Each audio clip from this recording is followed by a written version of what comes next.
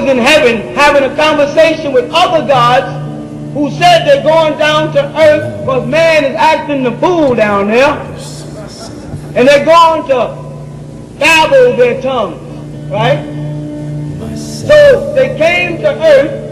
We didn't get around to from where yet. They came to earth and they made it so everybody started breaking up into different dialects. Right? If they had one language there that was broken up into different dialects, then that language must have been a combination of all those dialects.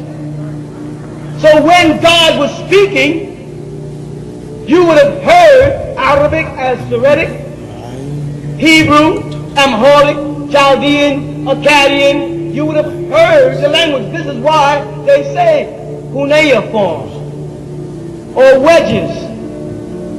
And when you all go all the way back to Sanskrit, you find wedges. When you go back to Chinese, you find wedges. When you go back to ancient Ham, called Egypt today, you find wedges. When you go back to Samaria, you find wedges where people simply tapped on stone. All of it was the same language, the language of God, that has now been broken up into small languages who all are fighting over whose language is the oldest. So God decided to come to earth and unbabble the tongues by putting the language back together again.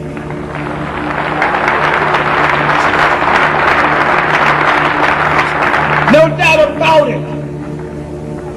They can't deny it. It's a reality, y'all. What we do is real.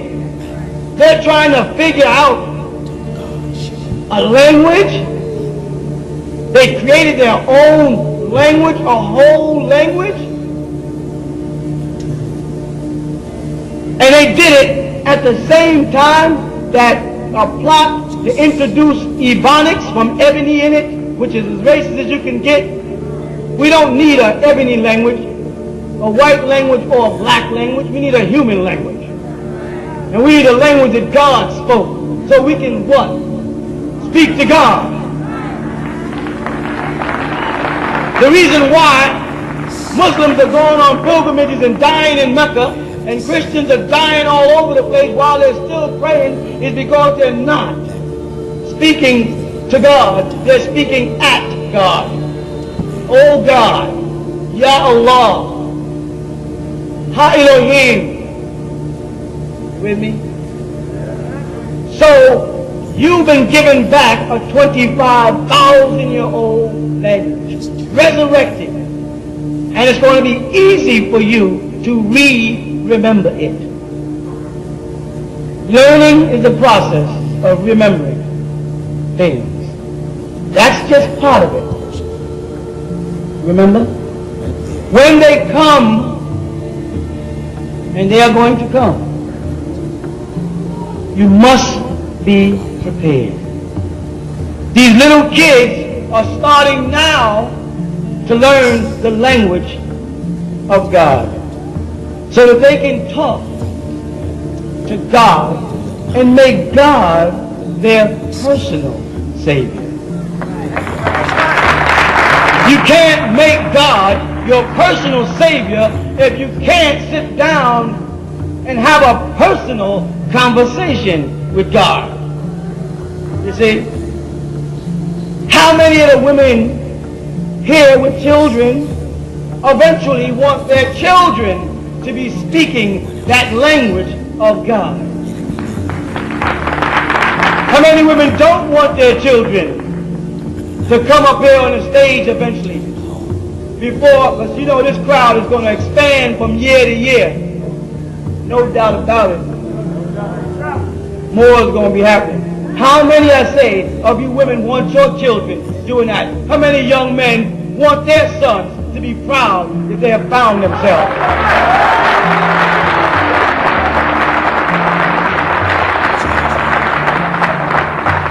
I'm not going to sit here and ask you, can we do it? Because can is gone. Done is in. Did is done. And we did it.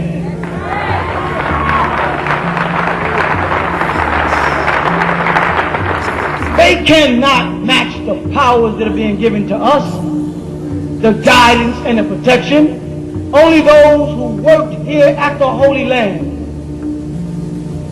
really know how the Netudu or the Elohim, whatever title makes you happy, how they were here to make all this happen. Some of you folks haven't been in a year, am I right? Is it different? Is it normal? Not in the least. You're making this happen. This is your power. The powers of the Most High working through you. When you get away from their silliness and their tributes and their hate and their separation, you're going to find a divine working. You've been pushed into the light. You with me? And told the light is right. And told that God created the light. Were you told that? Where was God when he created the light? God was in darkness when he created the light, yet we're made to believe that darkness represents the devil. I'm not talking about black and brown in color. I'm talking about the state. We're made to believe that darkness is evil and that light is good.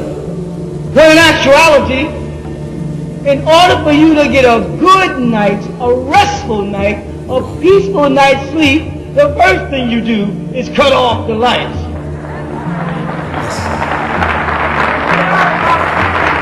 You remove the chaos in the house that distracts and surrounds you. You cut down the radio. You know, he is so smooth, the devil, that I'm saying he got radios now where the lights never go out. In your house, there's never darkness. There's a clock radio, a VCR, with a dial for the time. Your watch is lit up. Everything is sped up for you. You understand what I mean by that? They want you to eat fast food. They want you to get your clothes clean in 3 hours. Pick up your pictures in 1 hour. Have your baby and out the hospital the same day. You with me? They'll miticize your car for you in a couple of minutes. Same day paint jobs. Chicken pot pies. Frozen food. I got to get more megabytes in my computer so I can get in faster. We're looking around and saying, boy, the kids are growing so.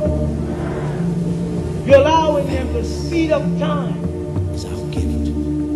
that you will not wake up in time. Take your time. You got it, believe it or not. Like the rose in the dandelion, you know? You've been parading like a rose for a long time. Well, the weather is changing. The seasons are changing. And the rose, I don't care how beautiful it may have been made to look, the rose is going to die.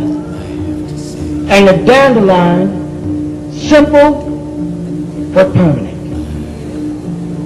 You are a dandelion. Simple but permanent. You ain't going anywhere no time soon. You were around before clocks. You had to be because you invented the clock. So whoever invented the clock had to be there before the clock was Whoever came up with the word time, minute, second, hour. Note they say second and not first. Why is the first moment in time a second and not a first?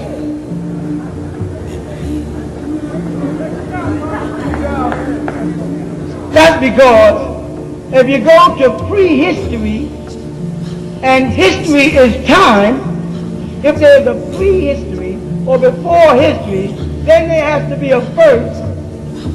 And then when there's a history, there becomes a, so they call the first point in their time a second, but they're not concerned with yours.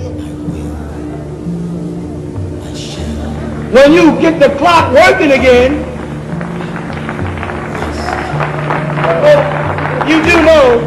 you do know why. I mean, because the first shall be last and the last shall be. I'll be here when it's over.